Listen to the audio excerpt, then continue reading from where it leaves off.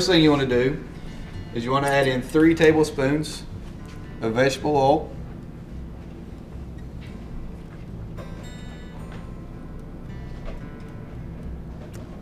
And we're going to kick our eye up on about a medium. Now the good thing about this soup is that you can actually MacGyver it to whatever specifications you want. If you want broccoli, if you want potato, mushrooms, whatever you may be in the mood for, you can actually use this same base to start that soup. Tonight we're going to make mushroom and broccoli soup. And as we go through the recipe, I'll kind of tell you how I'm doing that. But we want to let that heat up for just a second. You'll see me periodically stir here. We're keeping some other soups warm for us tonight. With the oil, what you're going to do is we're going to add flour to it. And we're actually going to kind of turn it into a little bit of a paste or a roux. So what we're going to do is we have our 3 tablespoons of flour. That's cornstarch. We're going to slowly add it in. And you're going to actually mix it up as you go. Is your oil hot already? It's getting there. It's not going to hurt that I started like this.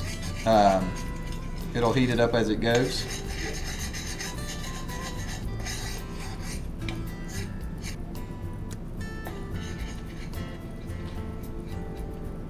Everybody sees how we're getting this nice little paste going? You're getting it, see it's a little runny, but then you start getting the clumps there, you see it? It's getting a little bit thick for us. So our next step is going to be adding a little bit of milk to it. We're going to use 6 cups of milk, but you want to add this in slowly as well. And you want to whisk it in as you go. I'm going to start with 2.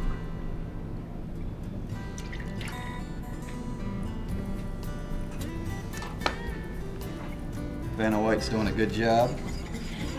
Like you're a physician. I'm not sure I would trust myself as a physician though.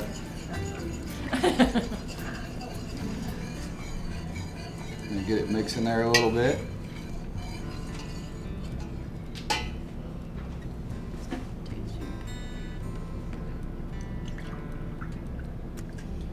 Now we're using 6 cups of milk.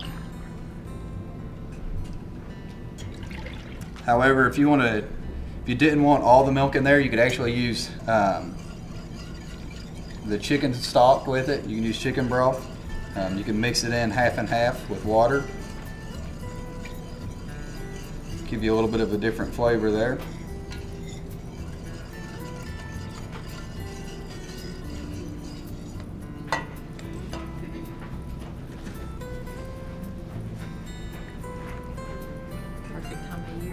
Soups. It is a good time of year for soup. Especially with me.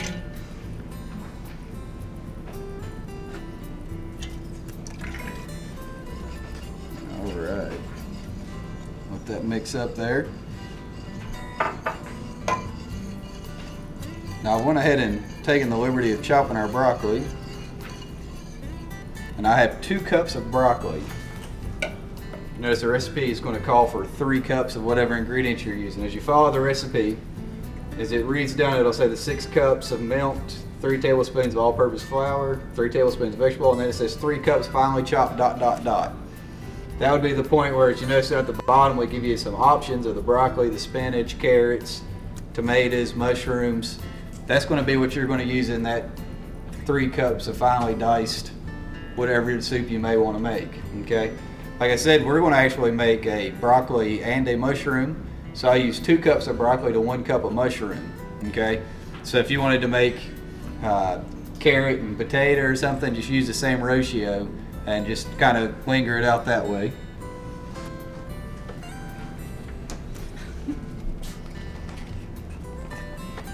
And I went ahead and got sliced mushrooms.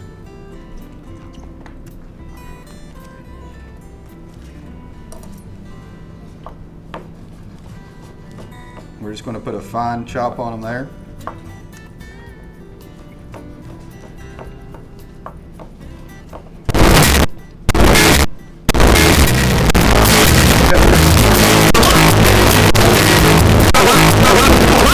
Trim the florets all the way down. I left a little bit of the stalk on them when I chopped them up. The stalk actually has most of your vitamins in it, and it has a little bit of a stronger flavor. So in order to get that good broccoli taste, we added a little bit of the stalk into it, and I just finely chopped it as well. But a lot of people think that all you need is the very top of the florets, and the stalk is actually very good for you.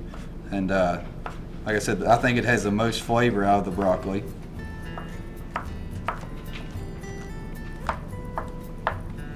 I'm just going to work through this and do a rough cut on it.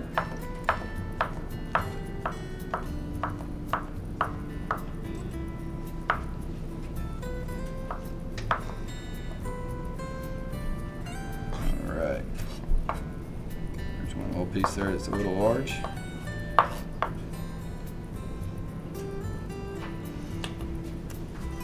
Make sure we got a cup here. I'm going to go ahead and add in the rest of the ingredients so we can let it start simmering. If I can stay on track. We got black powder, minced garlic, and salt. Should be 3/4 of a teaspoon. So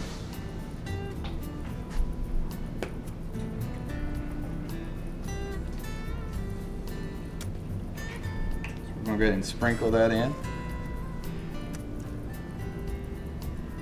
And I'm using a 1/4 teaspoon measuring, so you don't think I'm getting carried away here. The garlic is good for you. The garlic is good. Gives it a nice flavor, it's good for your body.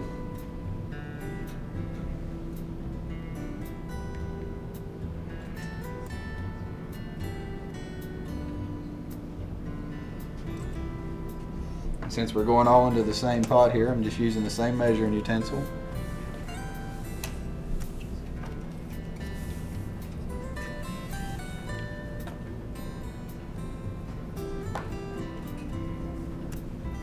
Oh, went a little over on that. I'll mix it up there a little bit.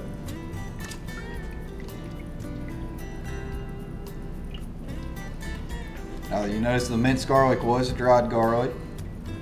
It's not the fresh mince that you can get out of the produce departments. Alright. We're going to add in our mushrooms and broccoli. So everybody can see about what size cut I've got going on there. Still a little bit of flavor. It's not completely ground up. Like I said, I did leave a little bit of the stalk in. I'm going to let that start turning there a little bit. Get everything nice and mixed there. And the recipe says to simmer it. I like to go ahead and kick mine up and get a good old boil going for just a second and then cut it back down. So I'm going to go ahead and kick it up and keep an eye on it there. Alright. Now we're supposed to let our soup simmer for about 20 to 30 minutes. Everybody knows that it didn't take us 20 or 30 minutes to get this together, right? It was pretty quick, pretty easy. But this is about what you're looking for once it starts getting finished there. Everybody kind of see we got a nice thick soup. Nice and creamy. Now if you have trouble with it being all runny, you can add a little bit of cornstarch to it. The best way to do that is to take cold water and put your cornstarch in it and mix it up real good before you put it into the soup. Some people can get by with adding cornstarch directly to the soup, but it doesn't do very good. Matter of fact, I can't do it very well, so a lot of people with more training than I have can do that. But what we're actually, I think I'm going to try to thicken this up for just a second here. See if I've got something to work with. I'm going to use my dirty bowl over here. It's got the same soup in it, but I'm going to add a little bit of cold water in there, just a touch.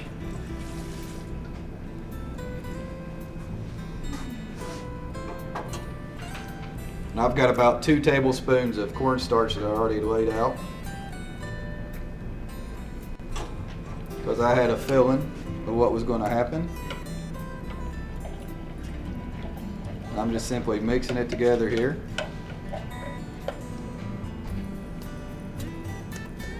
And I'm doing it the same way that I added the flour to the oil. You want to let it start mixing. So add a little bit and then add just a little bit more.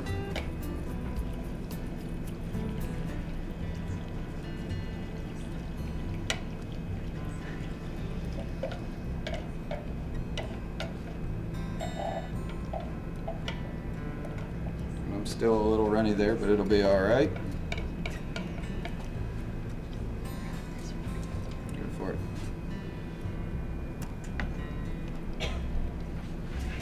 We're just going to mix it up there a little bit. Like I said, I like for mine to come to a little bit of a boil. It's pretty warm. I can see the heat coming off of it. And as it cooks, it'll actually thicken itself up. The longer you let it simmer, the thicker it'll be. You just want to be sure that you keep stirring it to keep the bottom from actually burning in it.